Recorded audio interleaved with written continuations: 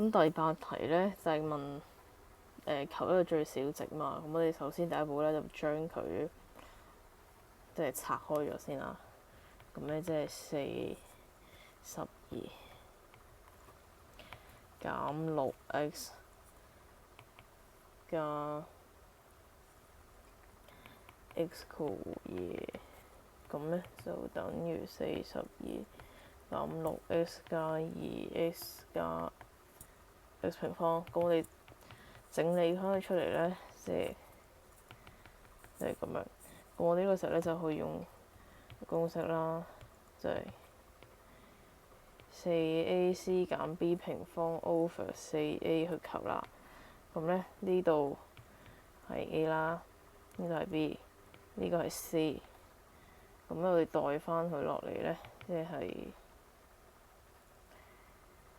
4啦乘42減呢個係16，咁呢就 over 4。咁個答案呢，就係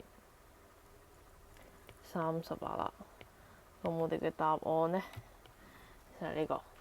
咁其實呢都仲有呢個方法嘅，咁呢就係求度啊。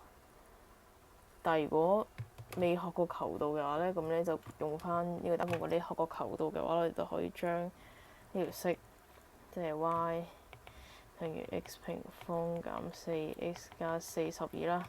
咁求度咗之後呢，就會變成2x 減4等於0啦。咁我哋就知道 x 呢就等於2啦。咁我哋代翻落去原式計嘅話呢，咁就即係2次啦，減8加42，咁即係4減8加42啦。咁即係都係38啦。